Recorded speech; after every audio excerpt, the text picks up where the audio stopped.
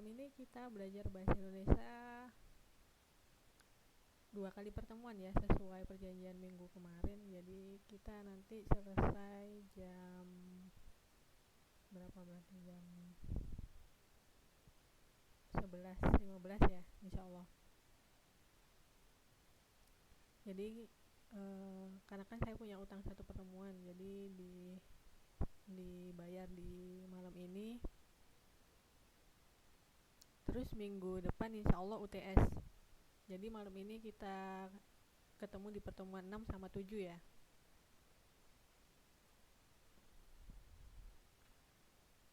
Oke. Malam ini kita akan belajar. Ini tadi sebelumnya saya minta maaf dulu nih, soalnya tadi saya mau upload modulnya, ternyata baru ngeh kalau di Bisik ini maksimal modulnya 12 mega. Ternyata modul kita itu yang PDF itu 19 megaan ya, jadi nggak bisa. Tapi nanti saya copy paste aja di sini. Nah, malam ini kita akan belajar mengenai apa tadi ya? Bagaimana cara menentukan gagasan utama. Yang pertama, yang kedua menulis kreatif. Jadi 2 bab ya.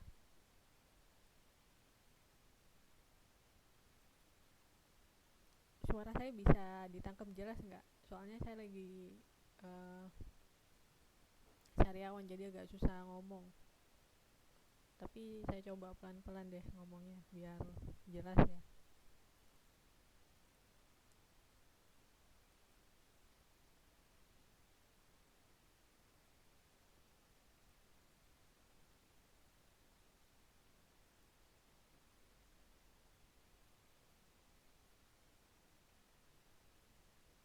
Nah, malam ini kalau yang bisa buka modul di halaman 31 ya.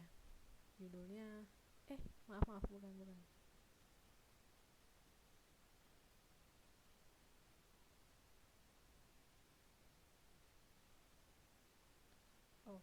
Di halaman 36 temanya menyimpulkan gagasan utama suatu teks.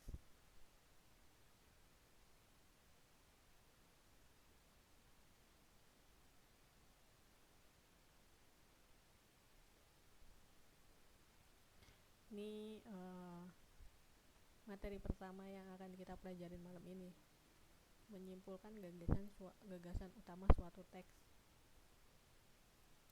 Nah, kenapa sih kita belajar materi ini? Karena ada yang nggak bisa dengar suara saya ya.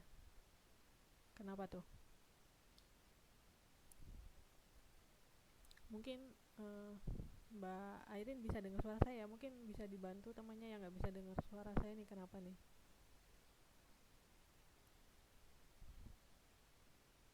Nah, oke. Nah, kita akan belajar mengenai gagasan utama suatu teks ya. Gagasan utama ini atau bisa kita sebut sebagai inti dari teks. Jadi semua macam bacaan, artikel, teks, berita, informasi itu biasanya dia memiliki gagasan utama atau idenya, ide pokok dari sebuah artikel itu, teks itu, atau sebuah berita. Nah, kalau di modul nggak begitu dijelasin teorinya ya tentang gagasan utama, tapi saya bikinin catatan aja lah. Saya bikin catatan sendiri. Kalau di modul kan cuman ada contoh artikel ya, terus artikel bacaan aja gitu.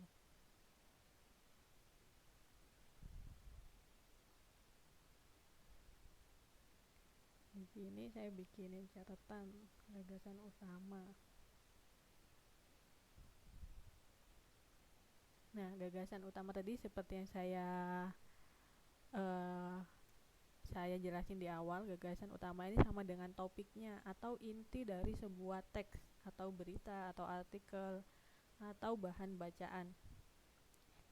Tuh. Kalau secara definisinya sendiri, gagasan utama merupakan suatu gagasan yang menjadi dasar pengembangan sebuah paragraf Itu yep, temanya.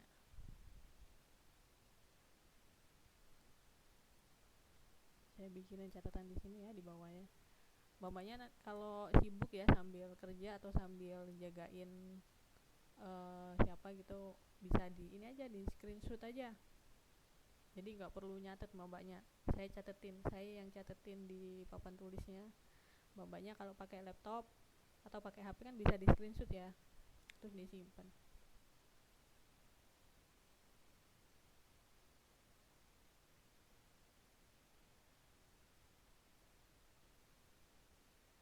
Saya kasih ini ya.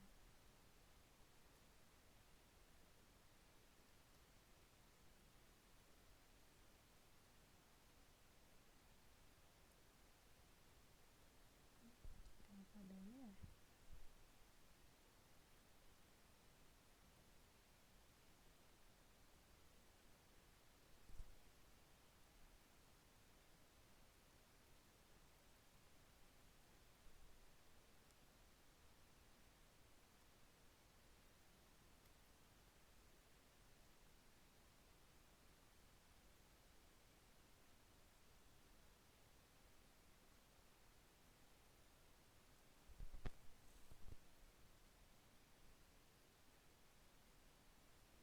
Ini kalau saya diem bukan berarti nggak ada suaranya ya, atau sinyalnya hilang, tapi saya lagi nyatet, tapi sambil saya bacain juga.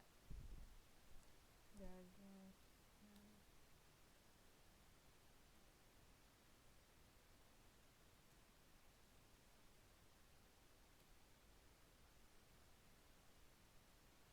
Jadi gagasan utama merupakan gagasan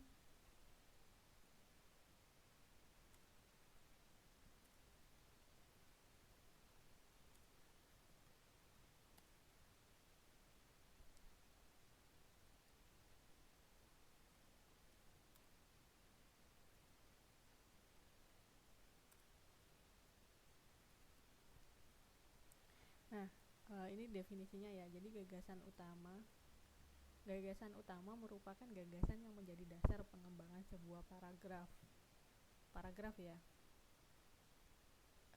paragraf atau artikel atau teks. Oh ya, sebelumnya, tahu nggak sih kira-kira ciri-ciri paragraf itu seperti apa?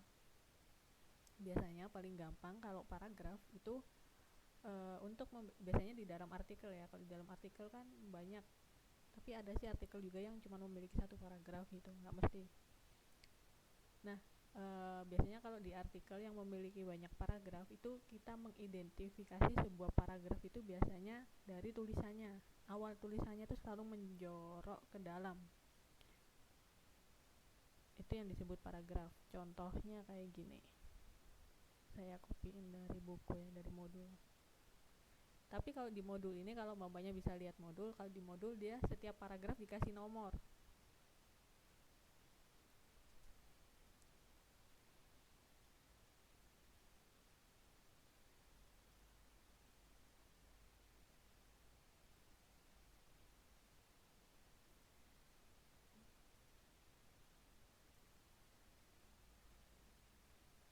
Nah, ini saya copy dari modul ya. Kalau di modul kan gampang ya untuk mengidentifikasi sebuah paragraf, itu dia dikasih nomor 1, 2, dan seterusnya. Tapi biasanya kalau di artikel gitu atau di buku, novel gitu kan, biasanya nggak ada nomor ya. Biasanya untuk mengidentifikasi sebuah paragraf itu kita bisa melihat dari tulisannya. Nah, awal tulisannya biasanya kayak gini.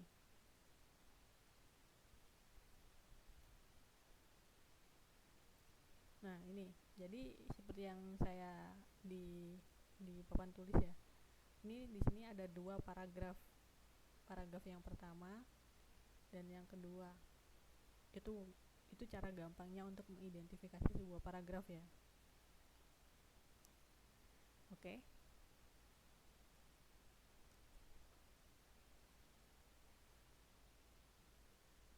Terus, nah, biasanya di dalam paragraf itu, karena kita temanya belajar mengenai gagasan utama ya. Biasanya di dalam sebuah paragraf itu dia memiliki kalimat utama dan kalimat penjelas. dan gagasan utama dan gagasan penjelas.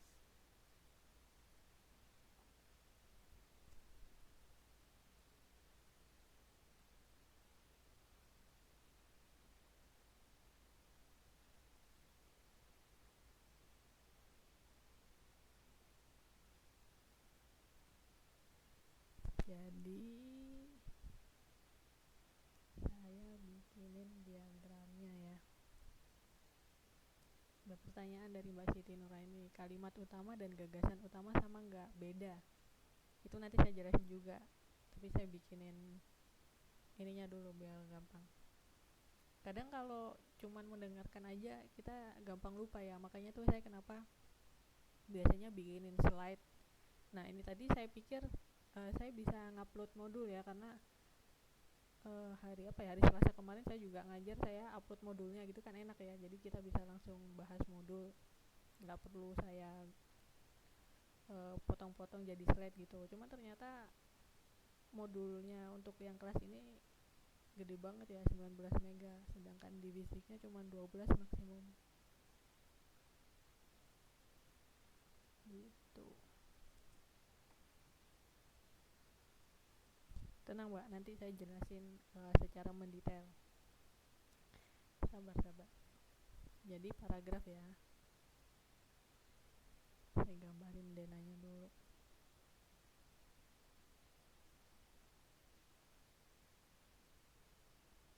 Jadi paragraf itu kan merupakan kalau dari definisinya ya, paragraf sendiri itu merupakan sebuah kumpulan kalimat yang membentuk suatu cerita atau berita atau informasi. Itu namanya paragraf. Terus paragraf sendiri kan pasti karena dia definisinya merupakan kumpulan kalimat, dia memiliki kalimat-kalimat ya, pastinya lebih dari satu. Nah, kalimat itu sendiri dibagi menjadi dua, yaitu kalimat utama dan kalimat penjelas. Jadi, konten dari sebuah paragraf itu intinya kalimat utama dan kalimat penjelas. Konten atau isian.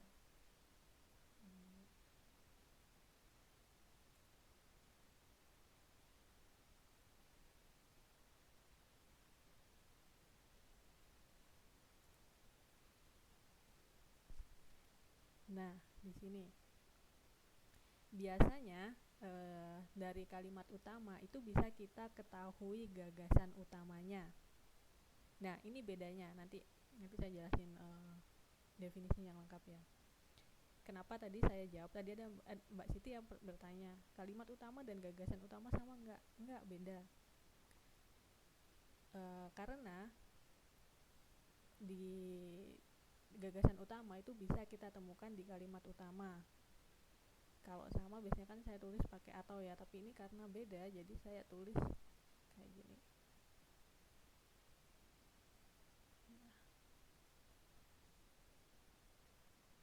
Dari kalimat utama ini nanti kita bisa menemukan sebuah gagasan utama.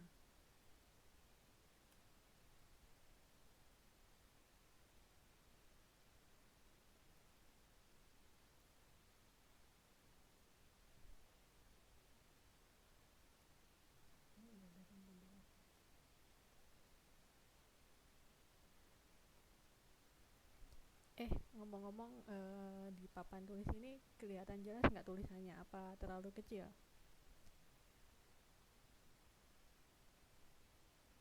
Jelas ya.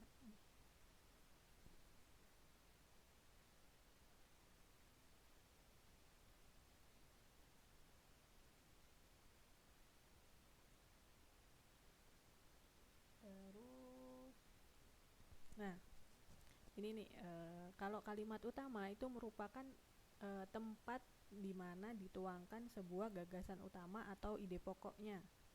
Jadi kalimat utama ini wadahnya, kalau gagasan utama itu isinya.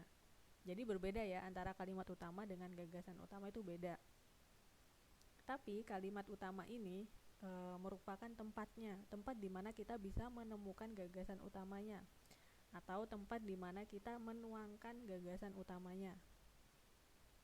Loh Miss, kok kayak gitu Miss gitu.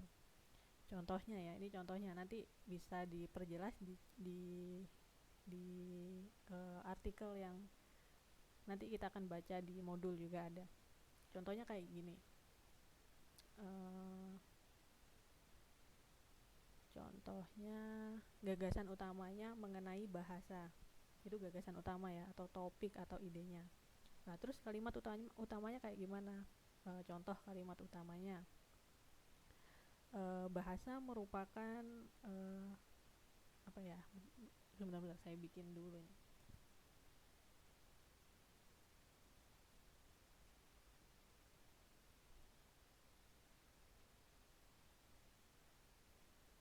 Oh ya.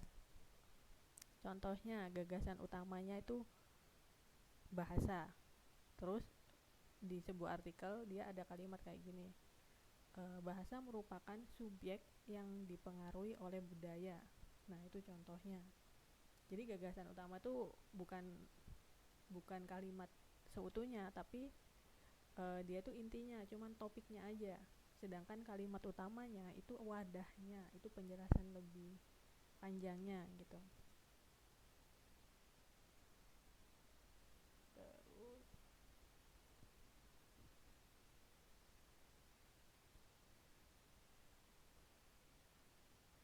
oh ya, terus bagaimana nih Miss kalau kita bisa nggak sih mengidentifikasi kalimat utama di dalam paragraf? Bisa. Biasanya kalimat utama ini terletak di awal paragraf, tapi tidak harus ya. Ada juga kalimat utama yang terletak di akhir atau di tengah, jadi tergantung paragrafnya. Terus bagaimana dong membedakan kalimat utama dan kalimat penjelasnya? Gampang ya, kalimat utama itu yang mengandung inti dari topiknya, inti dari berita atau artikelnya. Kalau kalimat utama kita hapus, kita nggak bakal tahu ini beritanya tentang apa sih gitu, ini artikelnya tentang apa sih sebenarnya gitu. Itu bagaimana cara menemukan kalimat utama.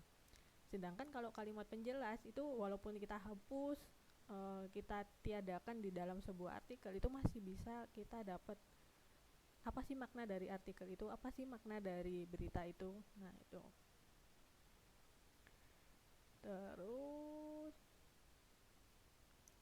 kalau kalimat penjelas, udah jelas ya, kalimat penjelas ini merupakan kalimat-kalimat yang menjelaskan secara rinci dari kalimat utama. Contohnya tadi, saya kan membuat gagasan utamanya bahasa atau topiknya bahasa. Terus saya punya kalimat utama. Bahasa merupakan salah satu subjek yang dipengaruhi oleh budaya. Kemudian ada kalimat penjelasnya. Kalimat penjelasnya ini kalimat pendukungnya yang menjelaskan bahwa budaya itu mempengaruhi bahasa. Kayak dia menjelaskan nanti contoh saja bahasa Jawa. Jawa kan terdiri dari banyak suku juga ya, contohnya. Di Jawa ada orang Solo, ada orang Surabaya. Saya orang Surabaya nih kebetulan. Nah, padahal kita sama-sama orang Jawa, bahasa yang digunakan juga bahasa Jawa. Tapi orang Solo sama orang Surabaya kadang kan bahasanya berbeda ya, tapi padahal sama-sama bahasa Jawa. Dan kalau kita bicara gitu, kita paham satu sama lain, cuman berbeda. Nah, itu kenapa bahasa dipengaruhi oleh budaya. Nah, itu contohnya. Kalimat yang saya bikin barusan tadi itu merupakan kalimat penjelas dari kalimat utama. Nah, kira-kira paham nggak yang dari saya jelasin ini atau masih bingung?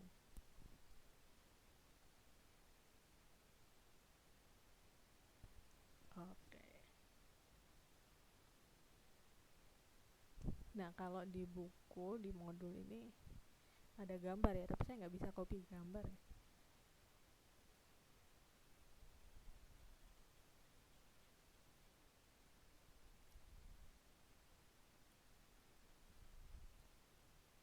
Kalau yang bisa baca, yang bisa buka modul ya, di modul itu kayak ada karikatur atau kayak komik gitu. Saya bacain aja ya. Nah, di sini ada 1. Gagasan utama. 2. Beberapa gagasan pendukung. Hari ini kita akan membahas gagasan utama. Terus ada pertanyaan dari muridnya. Gagasan utama itu biasanya letaknya di mana, Bu? Bolehkah gagasan utama ditempatkan di akhir? Terus di sini gurunya menjawab, gagasan utama bisa ditempatkan di mana saja pada paragraf, karena gagasan utama itu adalah inti dalam paragraf. Nah, ini seperti yang saya jelasin tadi ya. Jadi nggak ada aturan kalau kalimat utama atau ide itu harus diletakkan di awal. Tapi kebanyakan biasanya diletakkan di awal, tapi nggak harus. Suka-suka yang nulis aja gitu. Atau tergantung gaya penulisnya.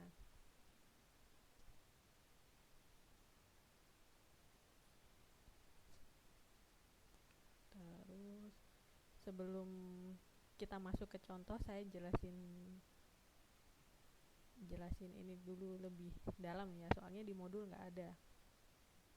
Kalau di modul ada kan enak, bapaknya nanti bisa tinggal baca aja, nggak perlu dijelasin sama saya ya. Tapi kan di modul nggak ada, saya bikinin catatan juga.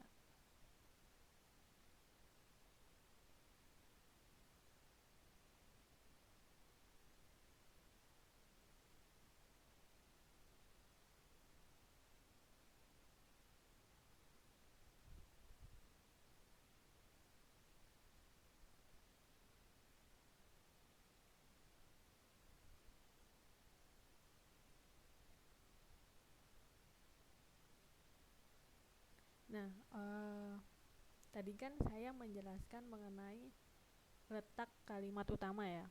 Kalimat utama itu bisa terletak di awal paragraf atau kalimat pertama,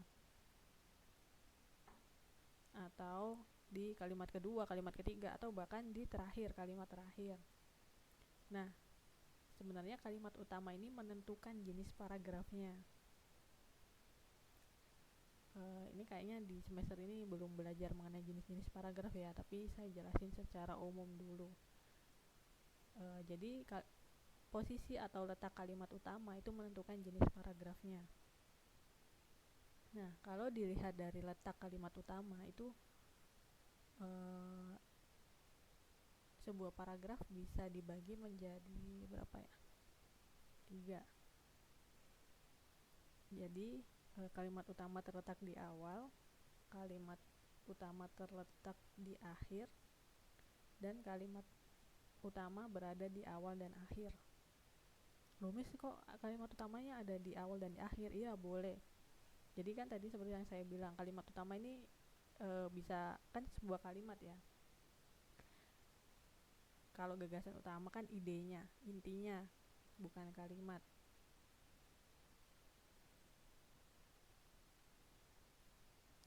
Terus berarti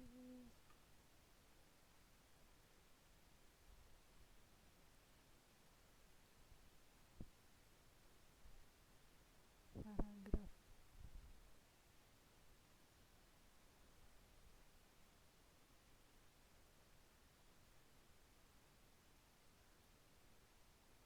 Jadi paragraf ya, ini yang Dena yang kedua. Kalau yang pertama tadi kan paragraf memiliki kalimat utama dan kalimat penjelas, serta gagasan utama dan gagasan penjelas. Yang kedua ini jenis paragraf ya. Saya kasih judul aja deh biar enggak.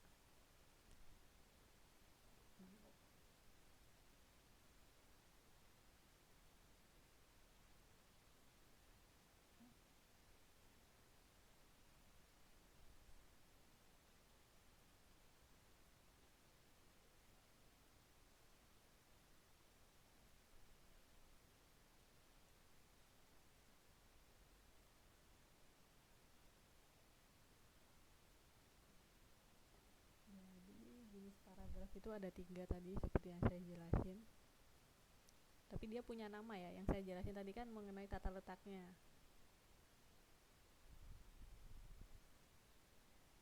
Nah, dari deduktif dulu. Deduktif ini merupakan sebuah paragraf yang memiliki kalimat utama, yang kalimat utamanya terletak di awal paragraf. Itu namanya paragraf deduktif.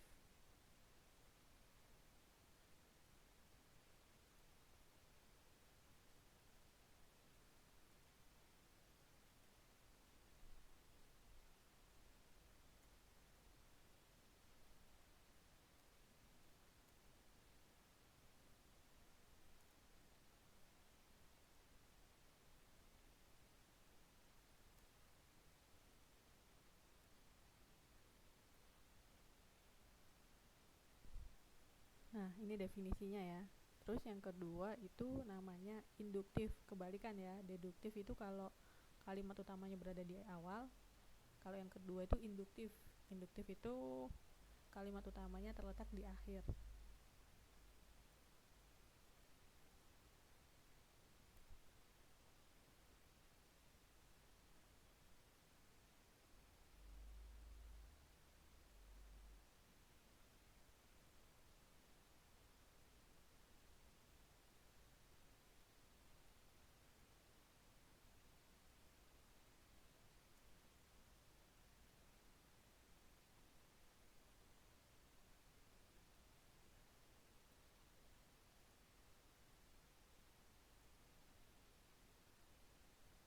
Nah, kemudian yang ketiga namanya apa?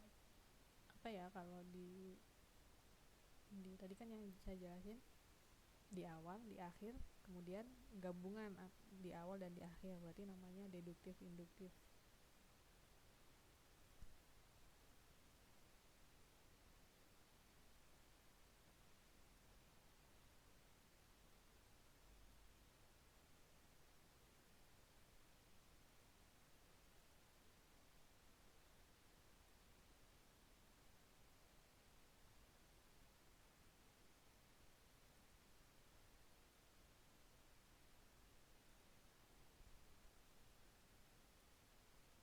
Nah, deduktif induktif ini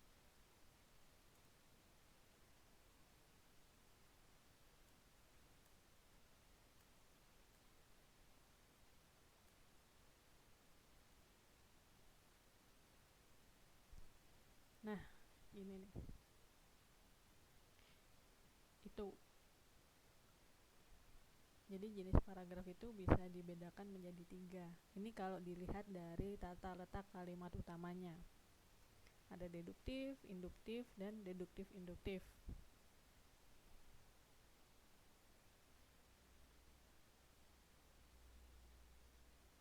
Terus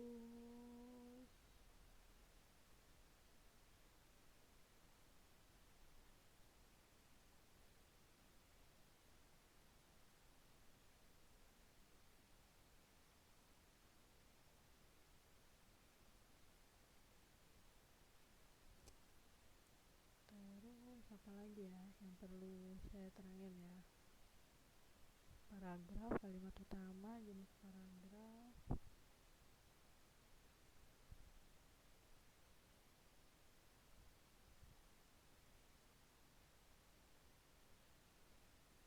Oh, sama yang penting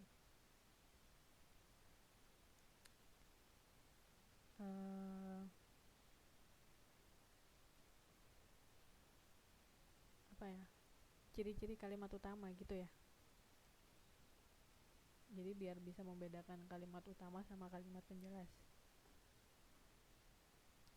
Kalau ciri-ciri dari kalimat utama itu yang pertama jelas dia harus mengandung permasalahan atau mengandung tema yang akan dijelaskan.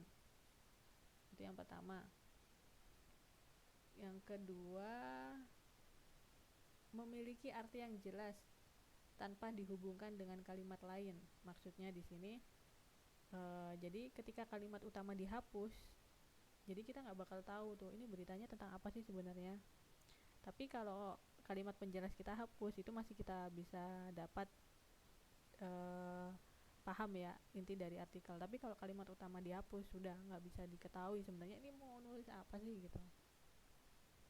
Kemudian yang ketiga, ciri ketiga itu kalimat utama biasanya terletak di awal dan di akhir. Jadi jarang jenis paragraf ini biasanya deduktif dan induktif. Kalau yang deduktif induktif ini jarang. Jadi biasanya kalimat utama itu ada di awal paragraf atau di akhir paragraf. Jadi buat mobanya nanti kalau mengidentifikasi gitu ya gampang aja. Lihat aja kalimat utamanya atau kalimat yang paling akhir. Jadi di antara dua itu.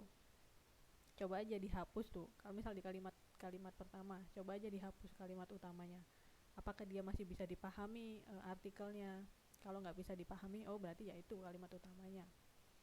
Kalau sekalipun itu dihapus tapi oh saya tahu nih beritanya tentang ini, oh berarti itu bukan kalimat utama, mungkin berarti di akhir paragrafnya itu. Jadi ciri kalimat utama itu ada 3 ya tadi ya. Ini perlu saya tulis juga atau enggak? Enggak usah ya.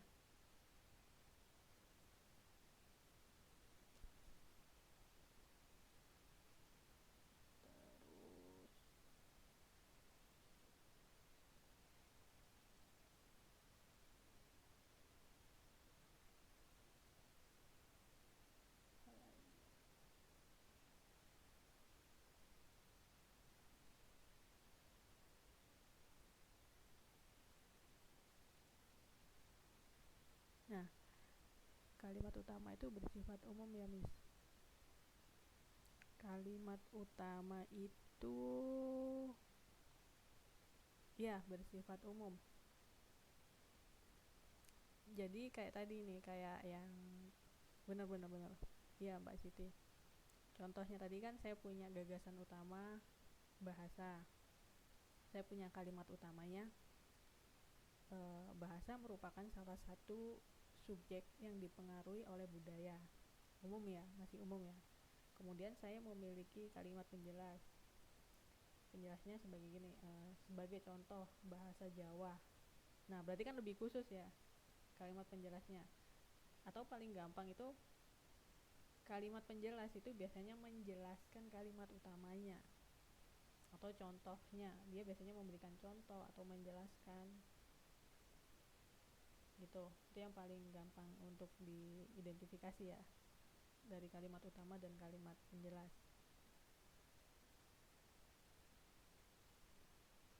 Ya, sudah terjawab belum Mbak Siti pertanyaannya?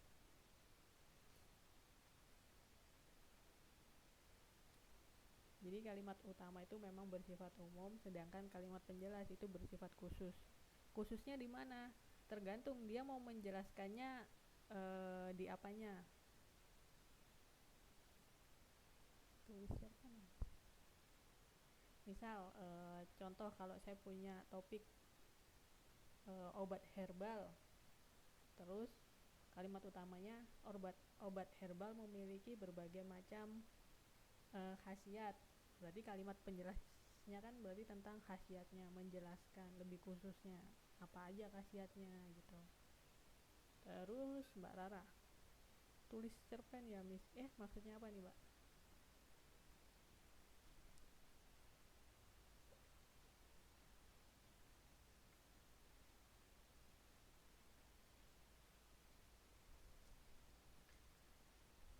Gimana tuh maksudnya? Kalau nggak ada pertanyaan kita masuk ke contohnya. Di modul itu ada contohnya ya. Ini kesalahan saya juga nih. Aduh, mohon maaf ya tadi nggak saya bikinin slide.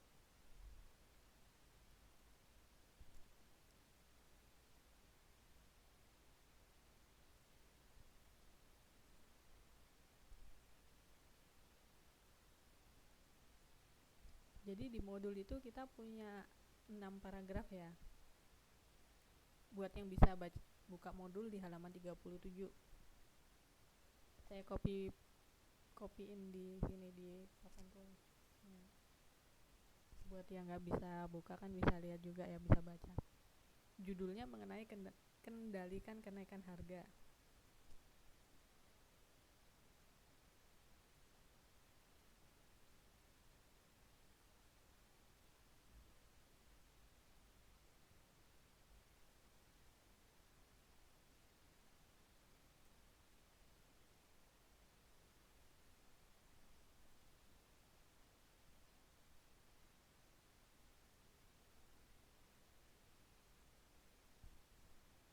Nah ini,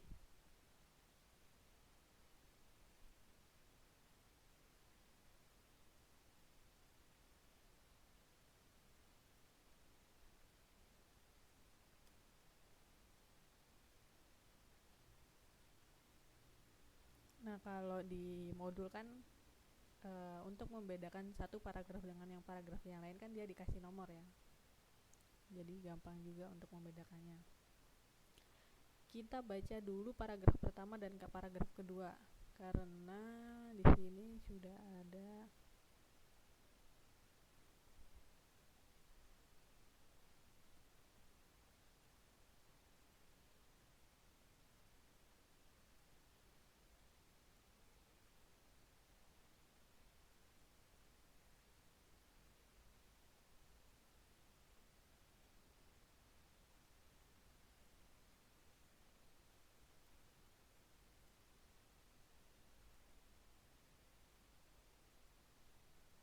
di sini juga udah ada jawabannya.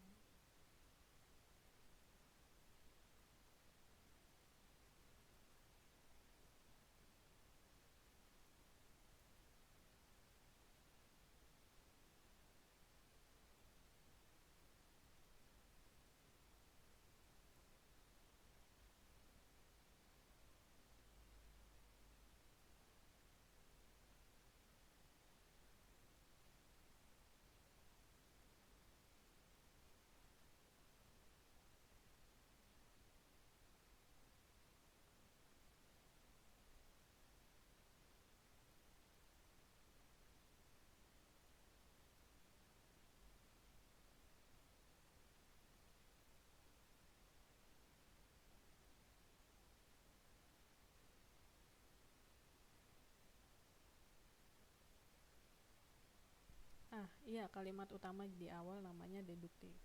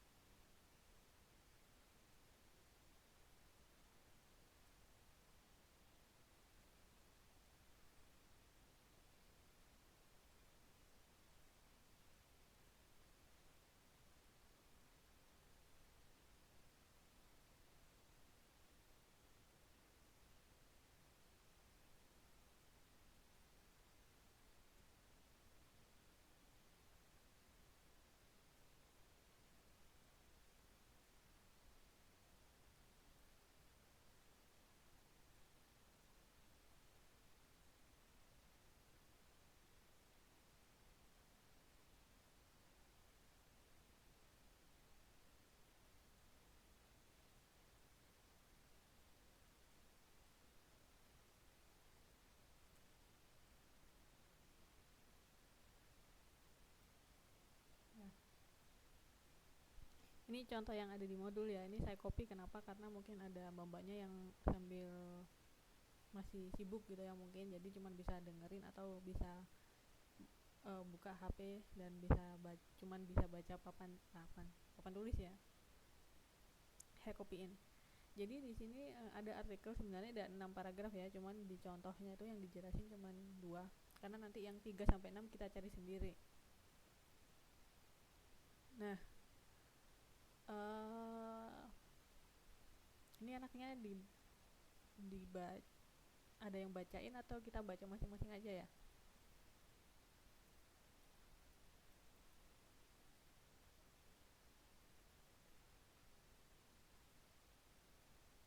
Baca masing-masing dulu aja ya.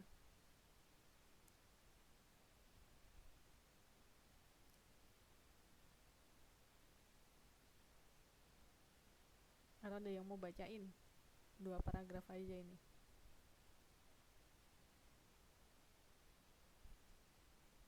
Ada yang mau bacain nggak?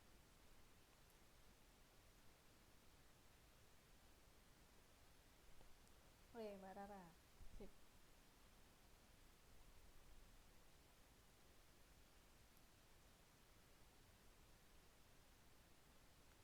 Halo Mbak Rara.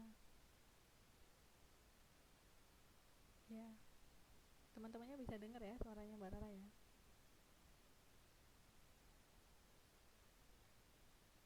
Iya, saya bisa dengar.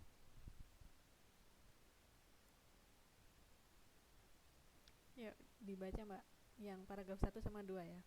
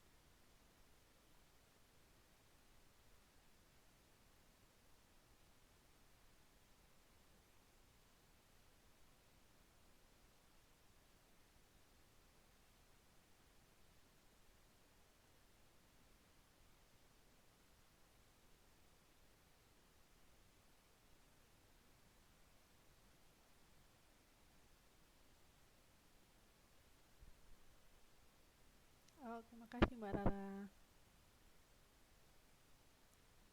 Tadi yang lain bisa dengar ya?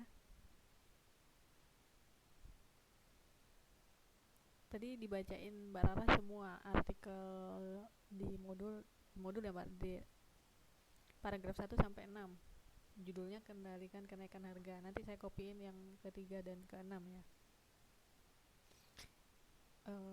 Kita bahas yang 1 ke 2 dulu. Nah, kalau dari paragraf pertama dan kedua, kalau tadi udah dibacain ya sama Mbak Rara ya. Nah, di sini kalimat utamanya dulu deh. Kita cari kalimat utamanya ada di awal atau di akhir dulu. Ini kalimat pertamanya. Masyarakat harus bersiap-siap menghadapi gejolak ekonomi baru. Kalau di modul halaman 37, Mbak Aisyah ya.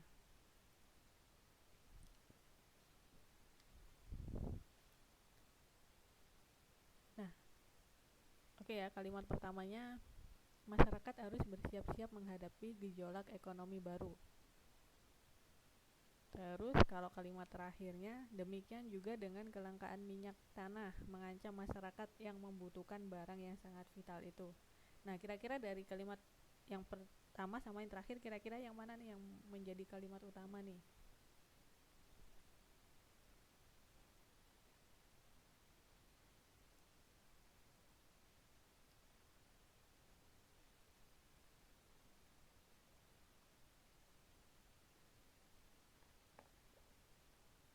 Kalau di sini sebenarnya udah jelas ya.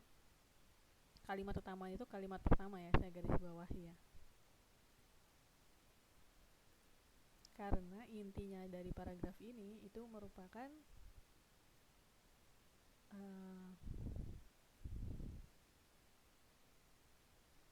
masyarakat harus bersiap-siap menghadapi gejolak ekonomi baru.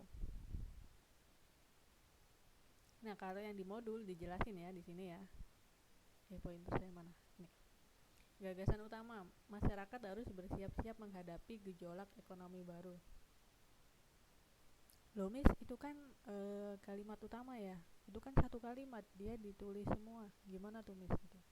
Kalau misalnya ada pertanyaan kayak gitu ya. Kalau Mbak-mbaknya perhatiin ya, kalau yang di modul yang di papan tulis juga, gagasan utamanya kan masyarakat harus bersiap-siap menghadapi gejolak ekonomi baru. Ini kan satu kalimat penuh ya. Jadi gagasan utamanya sama dengan kalimat utamanya ya.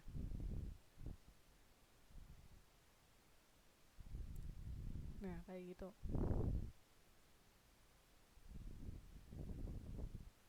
Jadi itu gagasan utamanya. Kemudian gagasan pendukungnya. Kalau di sini dijelasin naiknya harga-harga barang di pasar dan kelangkaan minyak tanah.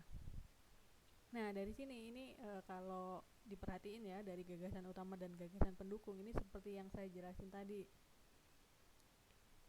Kalau gagasan pendukung itu dia menjelaskan.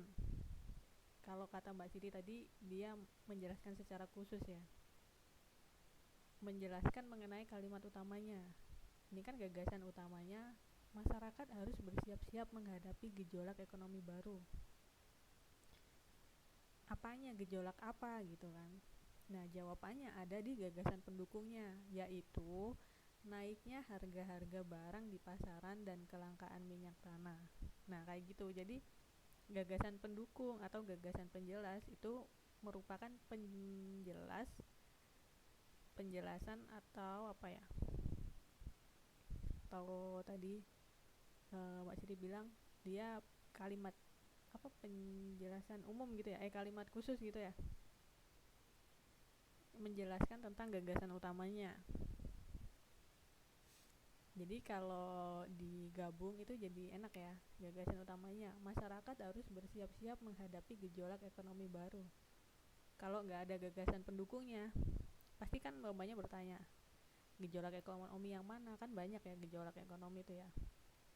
Terus di sini dijelasin dengan gagasan pendukungnya, yaitu naiknya harga-harga barang di pasaran dan kelangkaan minyak tanah. Nah, itu. Terus kalau di paragraf kan dijelasin ya, terutama minyak goreng dan terigu kini mulai beringsut naik, terus bla bla bla, sampai demikian juga dengan kelangkaan minyak tanah mengancam masyarakat yang membutuhkan barang yang sangat vital itu ya biasanya sih. Tapi kalau apa ya, bahan sembako ya biasanya ya, yang kalau udah sembakonya naik udah deh, udah pada rame itu ya masyarakatnya ya. Jangankan sembako, BBM, karena kalau BBM naik itu juga kayak apa ya, kayak dia tuh kayak rantai yang nggak bisa diputus ya. Kalau BBM naik pasti juga harga-harga juga naik ya, yang lain ya, karena kalau BBM naik pasti harga transportasi juga naik. Jatuh-jatuhnya nanti karena logistik kan biasanya dikirim ya dari satu lokasi ke lokasi yang lain, juga terpengaruh karena harga BBM-nya naik. Bener nih katanya Mbak Isni, kalau udah naik susah ya turunnya ya. Kalau selama saya, atau saya yang lupa ya, selama saya hidup belum pernah ya ada kejadian BBM turun ya, atau saya yang lupa. Pernah nggak sih mbaknya ngalamin harga BBM turun atau naik terus? Itu harga BBM naik turun.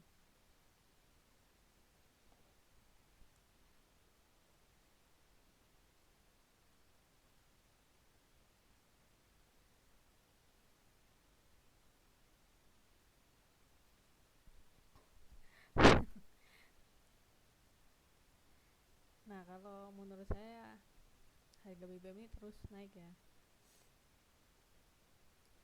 Seingat saya waktu saya kecil gitu, waktu saya masih SD gitu, disuruh beli minyak tanah ya, yang paling ingat itu cuma harganya 200 1 liternya. Terus semakin saya gede SMP mulai naik harganya, jadi 700 atau berapa, 900. Saya SMA naik lagi jadi harganya ribuan. Sekarang jadi naik lagi ya, dan susah ya kalau nyari minyak tanah ya sekarang kalau nggak salah ya. Nah itu contohnya. Oh, kalau di sini memang mahal ya. Kalau di Taiwan ya, di Taiwan posisinya memang mahal ya kayak BBM, karena setahu saya di Taiwan mereka semuanya impor BBM, impor minyak, karena dia nggak punya tambang minyak ya. Beda kayak di Indonesia, sebenarnya kita punya tambang minyak banyak, cuman kurang bisa mengolahnya aja. Ada anginnya ya, mungkin angin dari luar kali ya, terlalu kencang.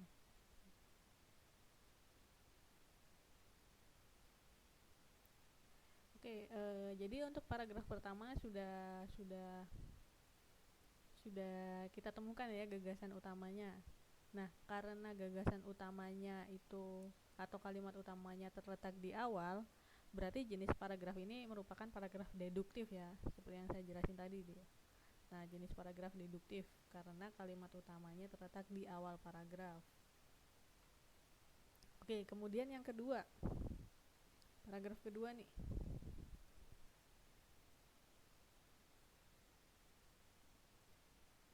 Di sini juga sama ya, kalimat utamanya terletak di awal.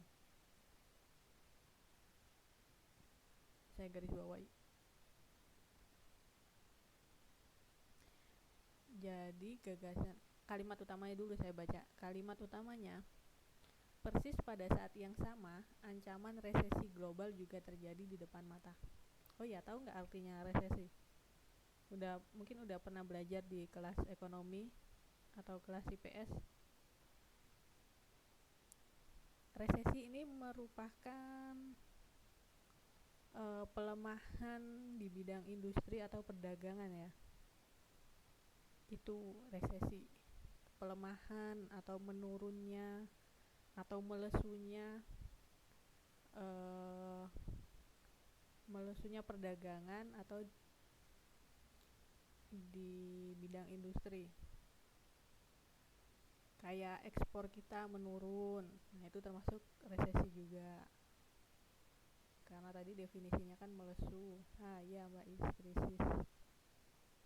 Tapi definisinya sendiri resesi itu merupakan melesunya perindustrian atau bisa jadi dia berhenti. Itu ya.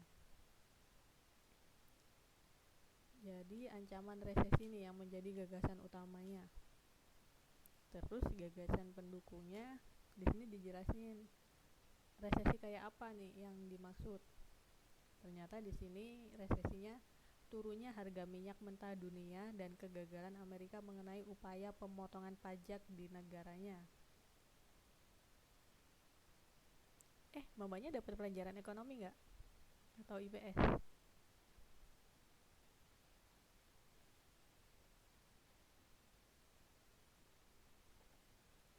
Oh belum dapat ya? Oh.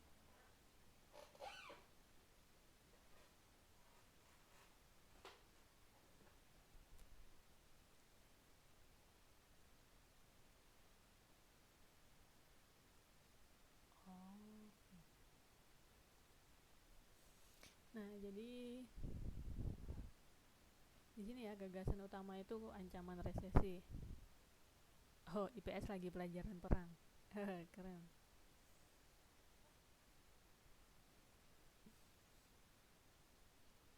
Ya mungkin nanti setelah perang diajarin yang lain ya. Mungkin perdagangan internasional atau yang lain.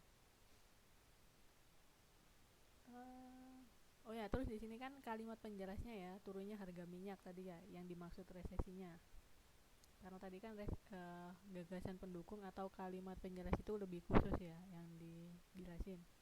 Dan kegagalan Amerika mengenai upaya pemotongan pajak di negaranya. Ini nih selalu, kenapa sih kok Amerika kalau Amerika gagal melakukan perbaikan ekonomi, banyak negara itu juga yang kena dampaknya.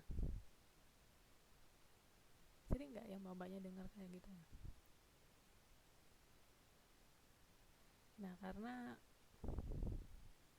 kebanyakan kita kalau melakukan ekspor impor kan pakai uang dolar ya, dolar Amerika. Nah itu kenapa makanya kalau kondisi perekonomian Amerika buruk pasti hampir semua negara-negara di dunia juga ekonominya juga tergoncang gitu, karena kebanyakan perdagangan internasional itu menggunakan dolarnya dolar Amerika.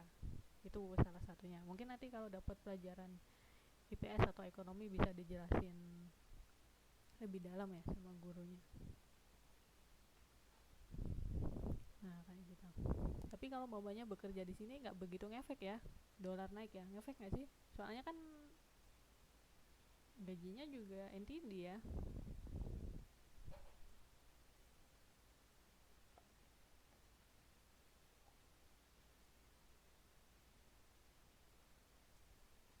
Kalau gajinya USD mah enak ya, kalau USD-nya naik kita untung. Oh iya, berarti untung ya kalau kalau dolarnya naik ya. Orang-orang yang di Indonesia yang teriak-teriak.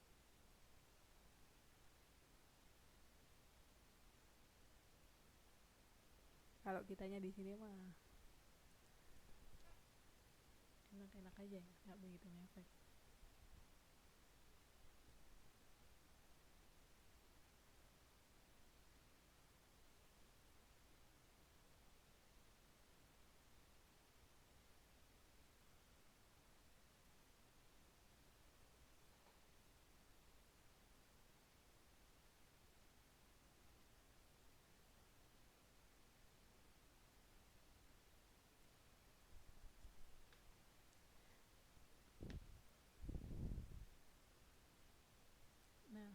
Nah, tadi kan kita udah bahas yang paragraf pertama sama paragraf kedua ya.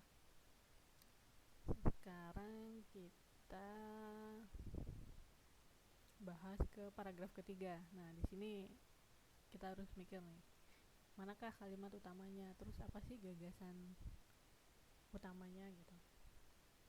Udah saya copyin ya di whiteboardnya ya.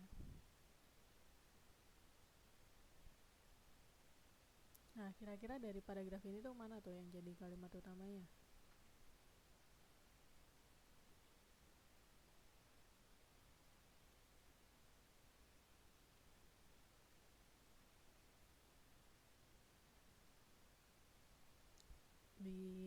Di paragraf ketiga ini kalimat utamanya tetap ya ada di awal ya.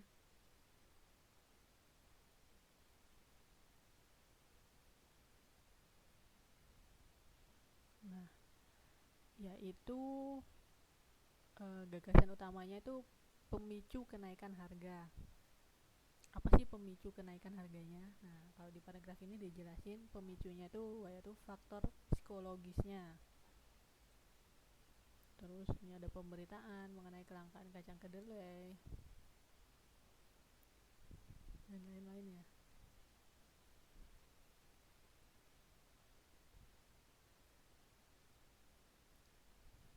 Terus gagasan penjelasnya atau kalimat penjelasnya yaitu kalimat kedua ini ya, mengenai pemberitaan media mengenai kelangkaan kacang kedelai. Tapi di sini walaupun kacang kedelai harganya nggak naik, tempe tetap mahal ya. Soalnya cuma bisa beli di toko Indo aja ya. Itu kalau saya sih. Mungkin bapaknya bisa bikin sendiri.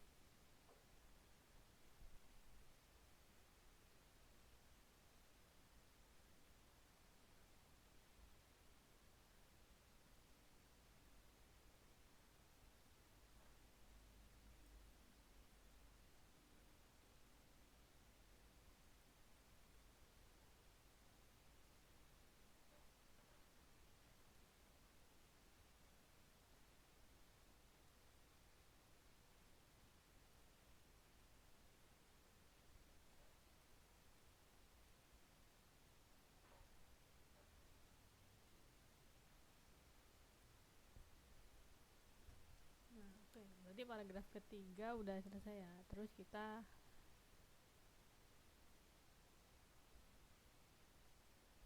uh, pindah ke paragraf ke selanjutnya, keempat. Di paragraf 4 ini kira-kira kalimat utamanya di mana nih?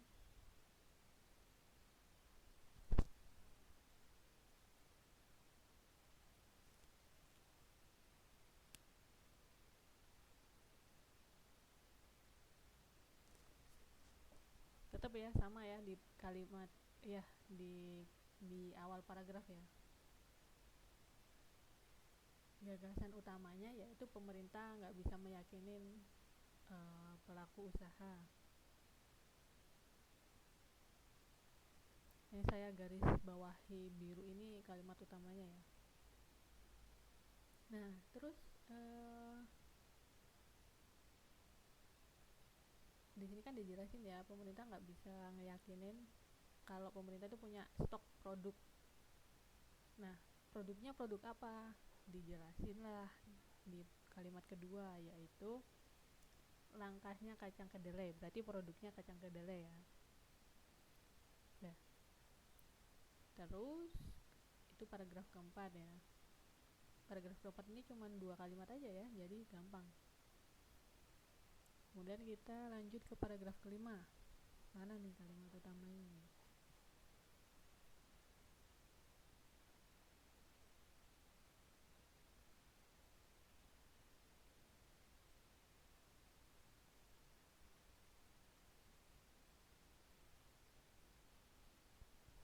Tetap di awal paragraf ya.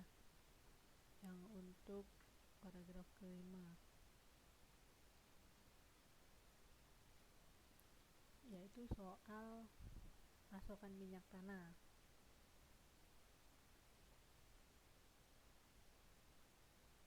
Apa sih yang diyakinin pemerintah itu? Dijelasin lah di kalimat kedua bahwasanya stoknya itu masih ada, masih aman.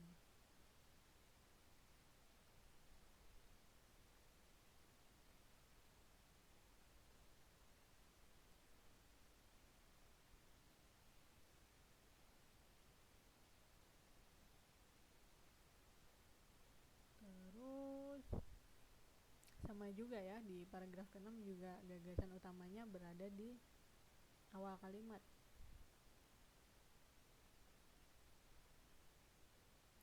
yaitu khawatirnya masyarakat bahwa harga-harga ini melambung tinggi ya. Terus dijelasin di kalimat kedua sampai terakhir, bahkan sampai gak mampu beli susu, itu merupakan kalimat penjelasnya, sampai mau beralih ke air tajin. Nah, ini kenapa tadi di awal-awal saya jelasin, sebenarnya nggak susah kok kalau mau mengidentifikasi kalimat utama atau kalau mau nyari apa sih gagasan utamanya, karena biasanya umumnya kalimat utama itu berada di awal paragraf, dan dari kalimat utama itu kita bisa menyimpulkan gagasan utamanya.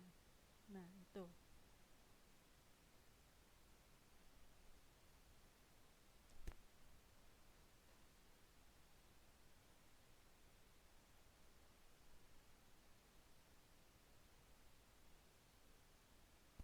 Nah,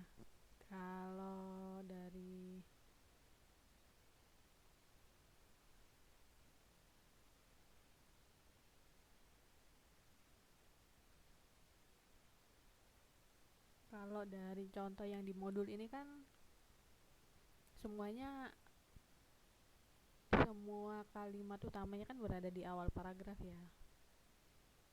Terus mungkin ada yang bertanya-tanya, Miss saya pengen tahu dong gimana contoh paragraf yang kalimat utamanya berada di akhir, butuh nggak kira-kira contohnya? Saya kasih aja ya biar lebih jelas, biar tahu juga membedakan, at least punya wawasan, jadi ngerti ini yang contoh tadi yang di awal terus yang di akhir. Tapi karena contohnya nggak ada di modul, saya ketik ya.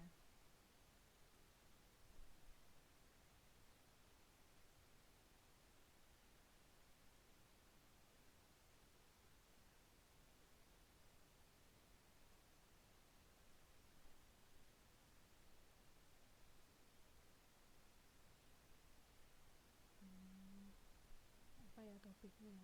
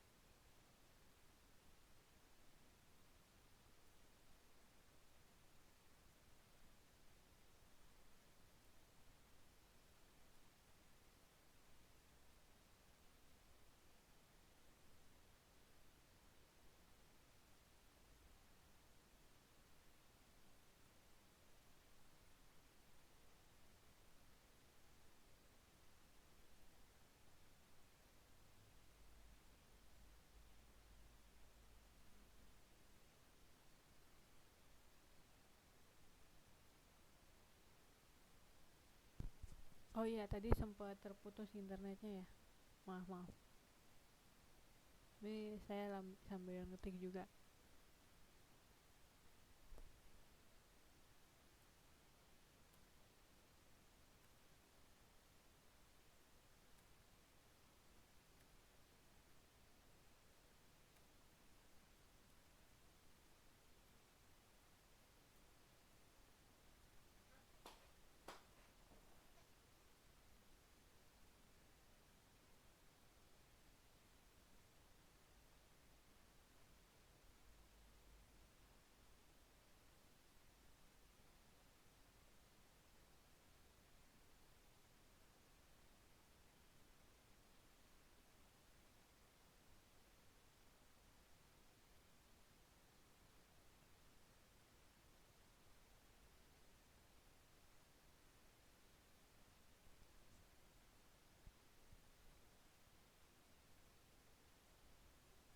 Nah, paragraf yang saya buat ini, yang saya ketik ini merupakan salah satu contoh paragraf induktif, yaitu paragraf yang kalimat utamanya berada di akhir paragraf.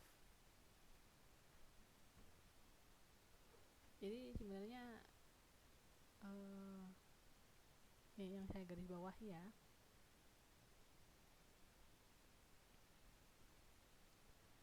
Intinya dari paragraf saya buat ini, Anda bisa menemukan sendiri tanda-tanda infeksi dengan mengamati kulit anak dari dekat.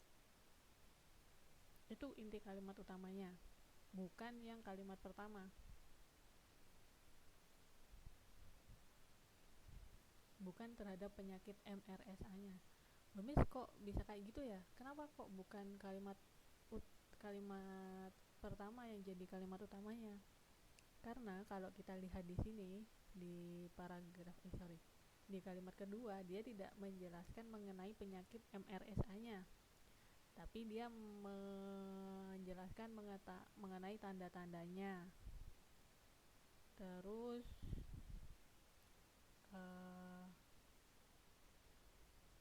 iya, tanda-tandanya ya. Jadi itu kenapa kalimat utamanya itu berada di akhir. Yang saya maksud di sini di paragraf ini mengenai tanda-tanda infeksi dengan mengamati kulit anak dari dekat. Nah, kira-kira Pak ngerti nggak apa yang saya maksud barusan? Saya ulangin ya. Nah, kenapa sih kok kalimat utamanya bukan di kalimat awal, Miss? Bukan yang banyak orang tua yang tidak awas terhadap penyakit MRSA. Kenapa kok bukan itu kalimat utamanya, kok malah jadi kalimat yang terakhir yang kalimat utamanya? Karena kalau kita amati di kalimat penjelasnya atau kalimat kedua dan ketiganya, di sini tidak ada penjelasan mengenai apa sih penyakit MRSA itu, terus tanda-tandanya juga nggak ada gitu. Tapi dia malah menjelaskan mengenai kebanyakan orang mengabaikan tanda-tanda penyakitnya. Terus banyak orang yang sudah khawatir duluan. Nah, itu kenapa gagasan utamanya itu merupakan bagaimana menemukan tanda-tanda infeksi di kulit anak. Nah, itu jawabannya. Nah, kira-kira jelas nggak? Bisa membedakan nggak mana yang kalimat utama, mana yang bukan?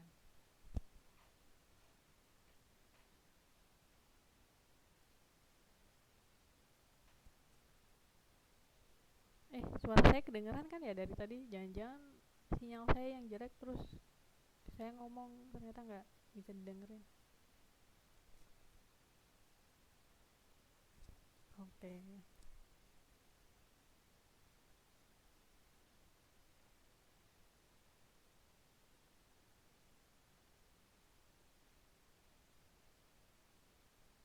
Nah, jadi itu ya contohnya. Contoh dari tadi kan udah saya kasih contoh yang di awal sama di akhir.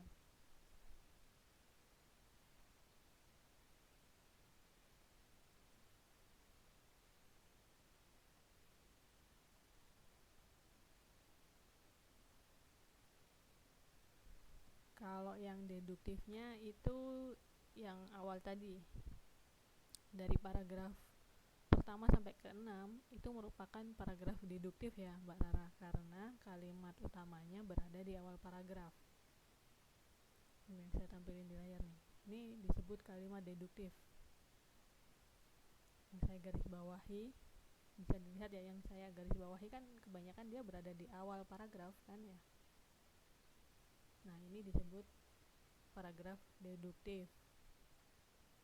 Sedangkan paragraf barusan yang saya kasih contoh itu paragraf induktif, yang kalimat utamanya berada di akhir paragraf kalimat. Nah, ini kan berada di akhir kan, gitu.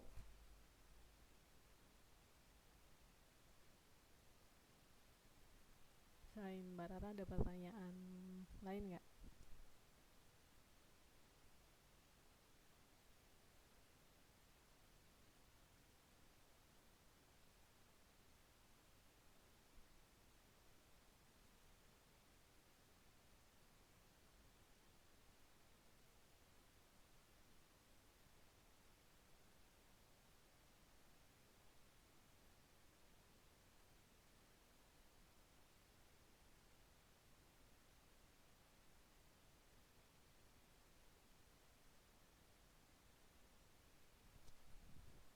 Kira-kira ada pertanyaan nggak?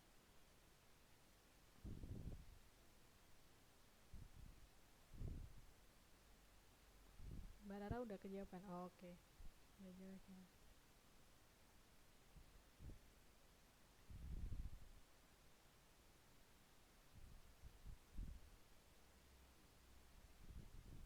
Kalau udah jelas,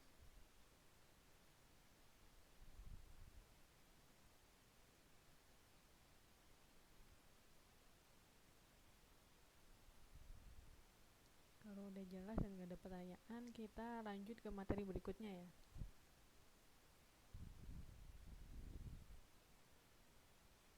Materi berikutnya itu mengenai menulis kreatif.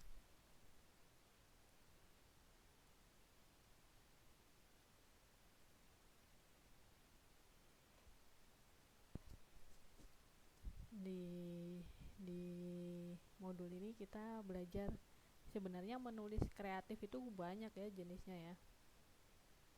Nulis cerpen. Cuman di materi ini kita akan mempelajari mengenai bagaimana menulis iklan baris dengan bahasa yang singkat, padat, dan jelas.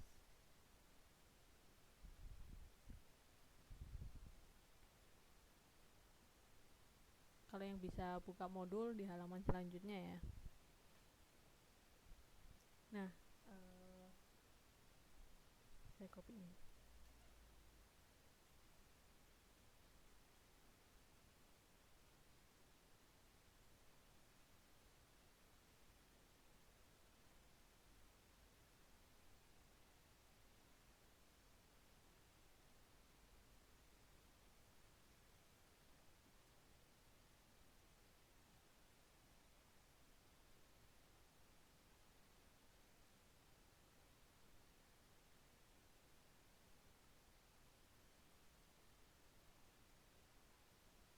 Nah, jadi yang akan kita belajar itu bagaimana menulis iklan baris dengan bahasa yang singkat, padat, dan jelas.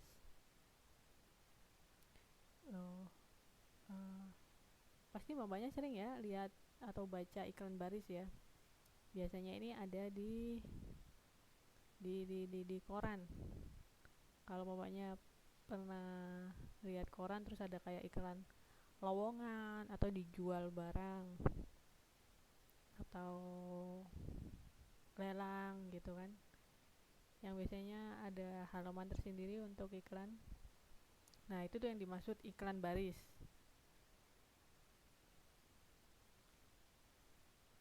Nah, biasanya iklan baris ya, bukan iklan-iklan yang kayak di YouTube, itu beda lagi tuh video ya. Ini iklan baris yang dimaksud itu kayak yang di koran-koran. Nah, kenapa sih kok di sini belajar menulis iklan baris dengan bahasa yang singkat, padat, dan jelas? Nah, yang pertama biasanya kalau kita mau bikin iklan ya, terutama kalau di koran kan kita mesti bayar kan. Nah, biasanya bayarnya per karakter atau per huruf yang kita buat. Nah, itu kenapa kita dituntut membuat iklan yang singkat, karena tadi berhubungan dengan biaya ya, space. Kemudian padat. Padat ini maksudnya dia nggak bertele-tele tapi langsung, misal mau jual TV gitu ya udah langsung, nggak perlu pakai dijelasin apa-apa gitu ya. Karena saya mau pindah rumah terus mau jual TV, nggak perlu, tapi langsung aja uh, menjual TV gitu. Terus dan jelas.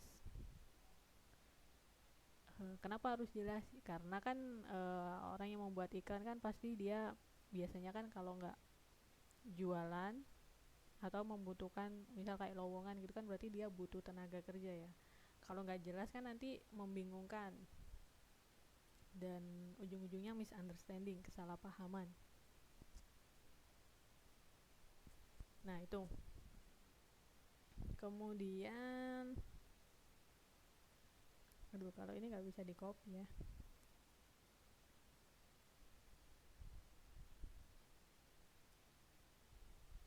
Nah biasanya kalau saya tanya dulu deh, pernah baca iklan baris nggak yang di koran-koran? Soalnya saya nggak bisa copyin gambar di sini di papannya. Kalau yang bisa buka modul kan enak ya, bisa lihat, tapi kan kasihan yang nggak bisa buka modul.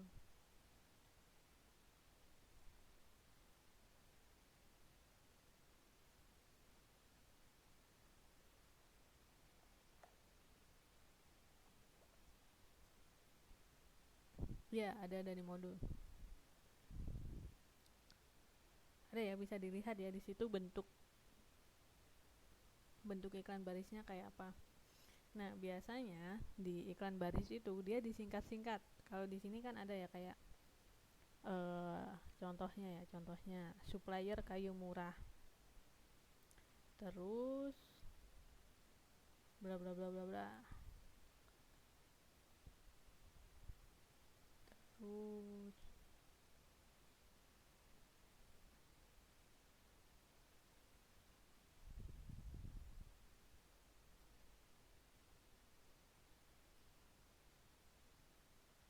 tapi di sini nggak ada yang disingkat ya. Oh ada contohnya di sini, menyewakan dengan atau trip pengemudi. Di sini kan kebanyakan disingkat ya dengan kayak DGN. Nah ini kenapa tadi saya jelasin kenapa sih dia kok disingkat-singkat. Karena biasanya kalau kita mau pasang iklan baris, terutama di koran ya, kita kan harus membayar.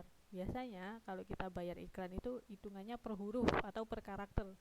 Nah itu kenapa kita dituntut untuk bisa membuat iklan baris dengan bahasa yang singkat, padat, dan jelas, harus itu. Kalau nggak jelas nanti bisa riweh, ujung-ujungnya malah apa yang kita mau jual atau mau cari malah beda ya bendanya atau produknya atau jasanya. Nah di sini ada keterangan mengenai singkatan-singkatan ya, tapi nggak perlu saya jelasin ya, karena menurut saya mbak-mbaknya pasti juga sering bikin singkatan-singkatan ya kalau lagi SMS, chat, atau nulis status di FB mungkin biasanya kan kayak yang aja disingkat jadi YG atau dengan DGN gitu kan.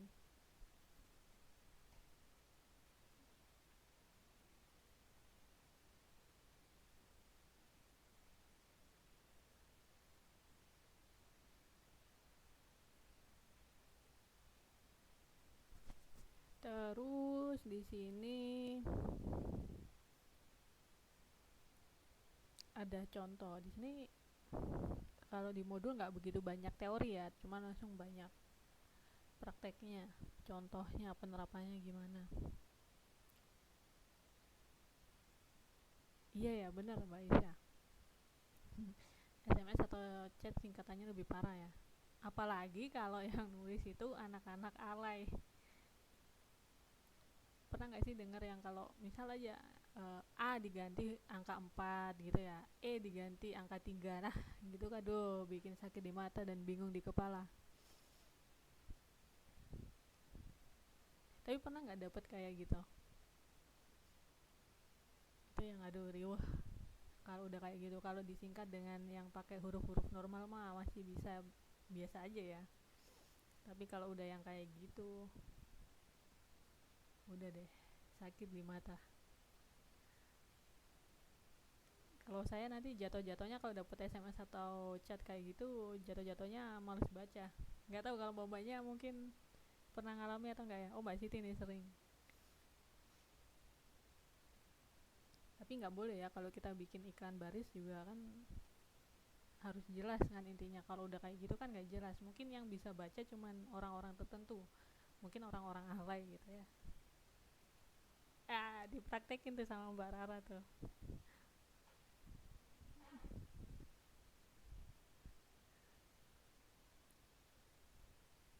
Kayaknya Mbak Rara nih pengalaman nih.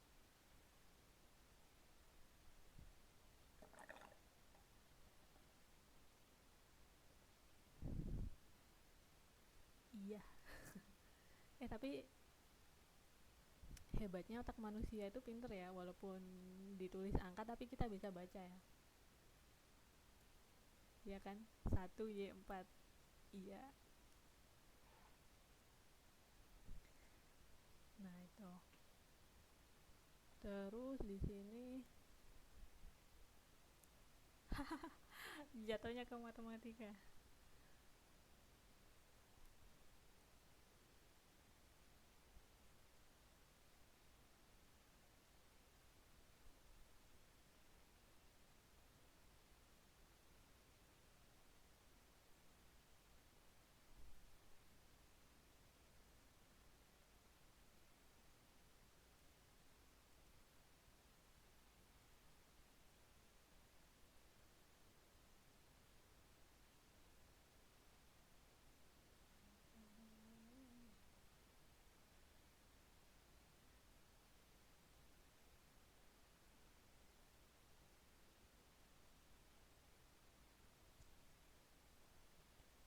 Resensi yang mana?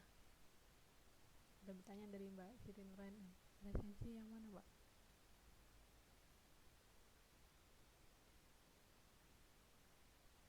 Di paragraf keberapa atau oh yang di modul? Di mana ya? Halaman berapa atau sebutin halaman berapa aja?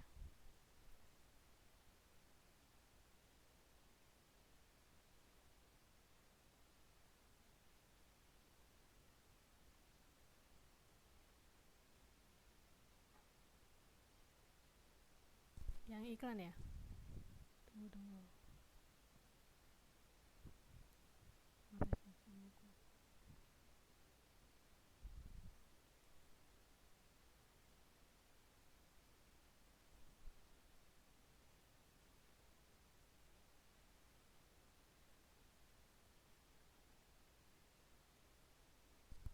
Di bab yang sebelumnya apa yang iklan ini ya?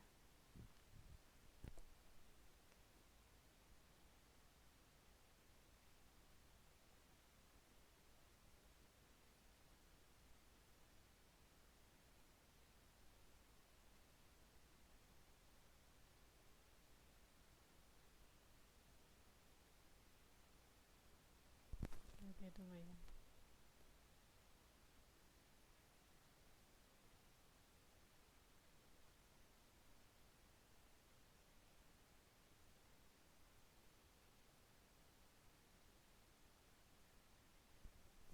Aduh, saya nggak bisa nemu. Sebenarnya kalau resensi itu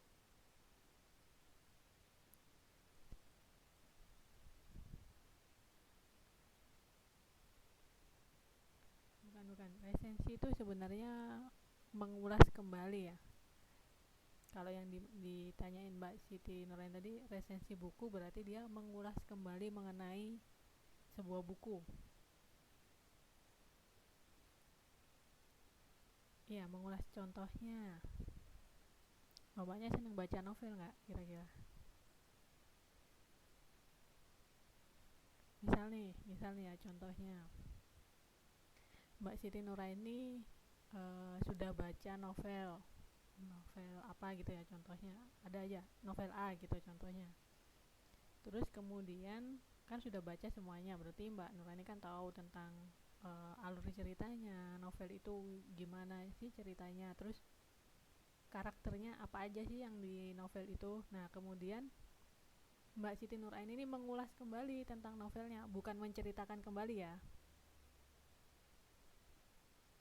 bukan menceritakan kembali tentang cerita dari novelnya, tapi kayak mengulas kayak contohnya kayak gini.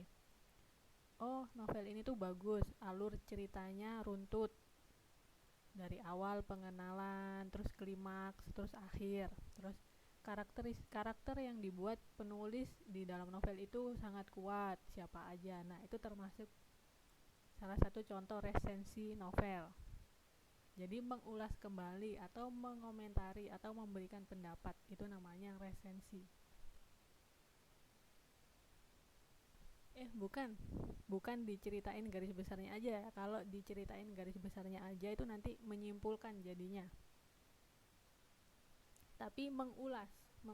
Jadi setelah Mbak Siti, misal Mbak Siti baca novel A, berarti kan Mbak Siti tahu ya itu yang diceritain siapa aja, terus ceritanya tentang apa, terus karakternya ada siapa saja. Misal karakter ini pelaku ya, tokohnya yang diceritain tentang si A sama si B.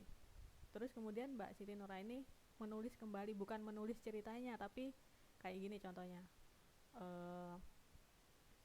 Di novel yang telah saya baca, di situ ada karakter si A, si B, si C, dan karakter si A ini sangat kuat.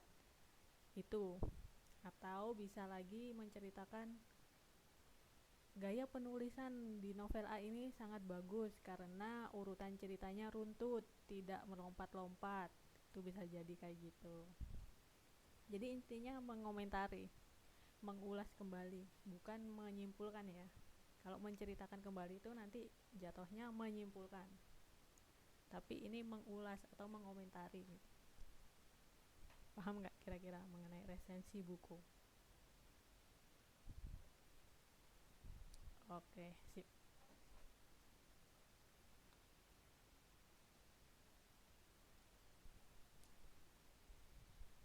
Terus kira-kira tahu nggak tujuannya apa sih kalau orang itu membuat resensi buku?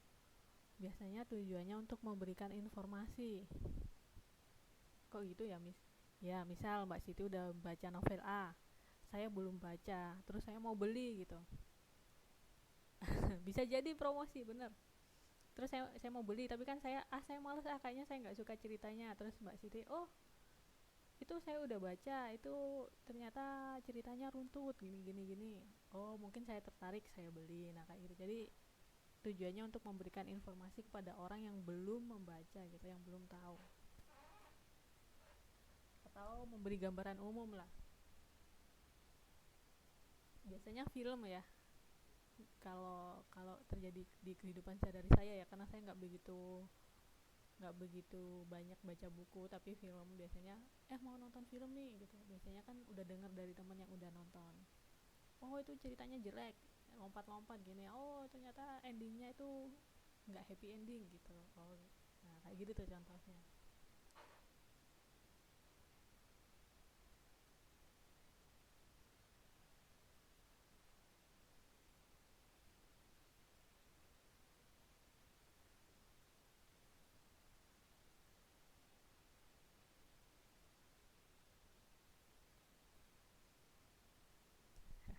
Iya, kalau saya sih agak males ya kalau nonton film yang belakang-belakangnya kayak sad ending gitu.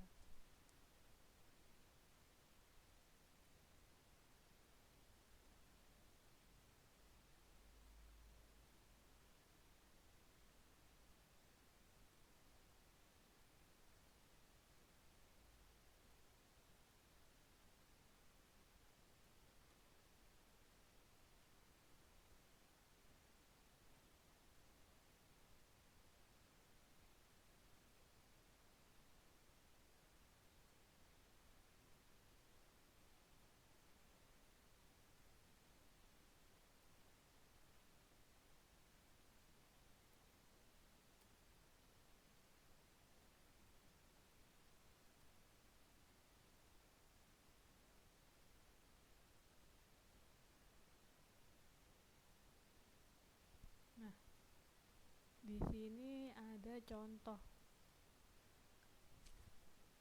ada keterangan. Kita di sini disuruh mengubah dari keterangan ini menjadi sebuah iklan baris. Kira-kira gimana nih kalau bapaknya saya kasih cerita kayak gini terus disuruh membuat iklan baris? Berarti kan iklan baris ini harus singkat, padat, dan jelas. Saya bacain ya.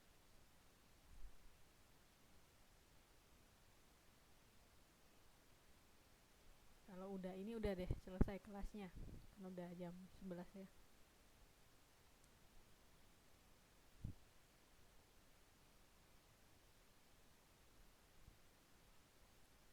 Saya bacain ya, yang nggak bisa buka modul. Jadi ilustrasinya kayak gini. Pak Willy ingin menjual rumah yang berlokasi di Jalan Ahmad Yani Manado ya, dengan luas tanah 500 meter persegi, luas bangunan 300 meter persegi. Rumah tersebut ditawarkan dengan harga 500 juta rupiah tanpa perantara. Fasilitas yang ada antara lain listrik, telepon, lokasi strategis pinggir jalan (cocok untuk usaha). Yang berminat dapat menghubungi Pak Willy dengan nomor telepon. Ada ya di situ. Mbak Rara nih, iya nih, nggak di sini nggak di ini ya, nggak dijelasin, ada kamar mandinya tau nggak nih? Tapi masa rumah dengan luas 300 meter persegi nggak ada kamar mandinya ya? Kayaknya nggak mungkin ya. Tapi di sini juga udah ada jawabannya nih. Yang digambar ya. Jadi di sini cuman iklan barisnya cuman kayak gini doang. Dijual rumah, luas tanah, (2, 500 meter persegi, luas bangunan 300 meter persegi, tanpa perantara, hubungi Pak Willy. Jadi misal nih kalau Mbak Rara tertarik mau beli rumahnya, bisa telepon. Itu maksudnya dari iklannya. Intinya kan dia ada rumah yang dijual, luas tanahnya segitu, luas bangunannya segitu. Di sini juga ada harganya ya, harganya 500 juta. Kalau cocok ya silakan telepon gitu. Telepon di sini tuh belum berarti deal ya, tapi bisa jadi menanyakan tadi, kayak menanyakan kamar mandinya ada enggak gitu. Nah kayak gitu. Itu kenapa biasanya di iklan baris kan disertakan ya, disertakan kontak personnya. 10 juta, saya juga mau beli rumah 10 juta ya. Udah nggak ada kali ya di Indonesia sekarang rumah 10 juta ya.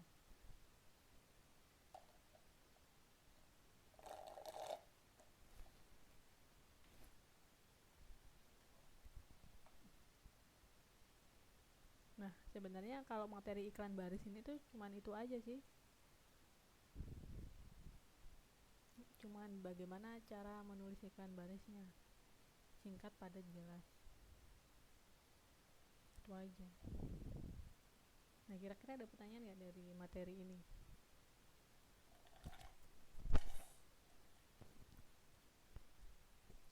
Kalau nggak ada pertanyaan, insya Allah minggu depan kita UTS ya.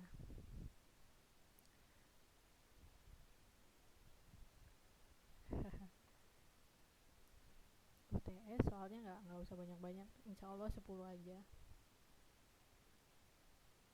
Ada pilihan ganda, ada isian. Mau berapa hari nih ngumpulinnya nih?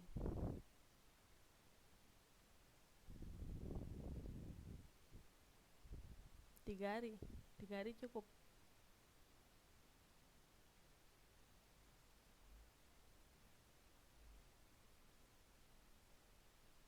Oke.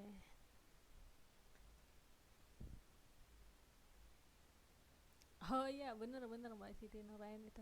Ini zaman sekarang ya sebenarnya, ini materinya kurang ya sebenarnya, menulis iklan baris ditambah satu lagi ya seharusnya ya, dengan bahasa yang singkat, padat, dan jelas, dan menarik. Zaman sekarang kan gitu ya, sampai yang rame di media kan yang rumah dijual terus dapat pemiliknya ya. ada-ada aja tuh orang semakin kreatif ya.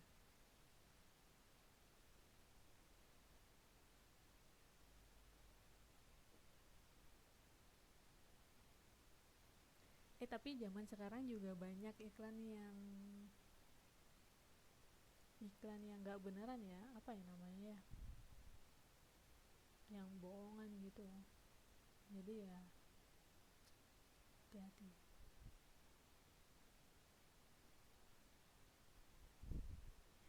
Kalau yang beli rumah perempuan gimana ya, masa dapat istri?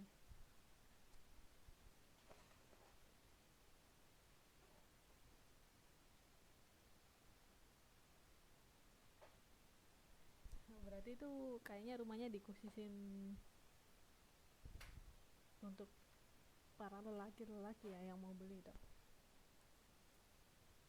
Kita yang perempuan nggak bisa beli tuh, masa kita dapat istri? Nggak bercanda ya, itu cuman biar lebih menarik aja tuh iklannya.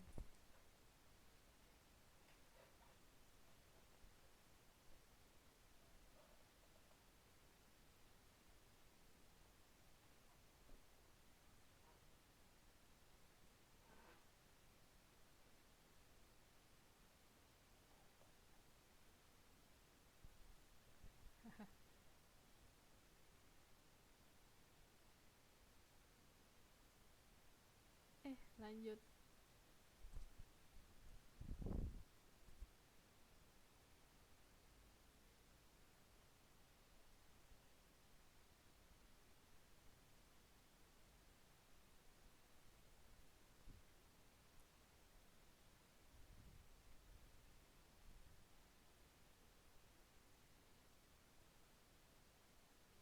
Nggak, nggak Mbak Rara, kita sampai di sini dulu. Jadi UTS-nya sampai terakhir itu menulis kreatif ya.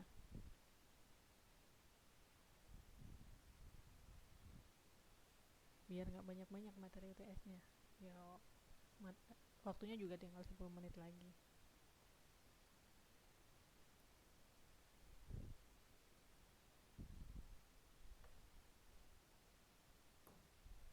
Oke. Mungkin bapaknya juga udah capek ya. Jadi biar bisa istirahat juga.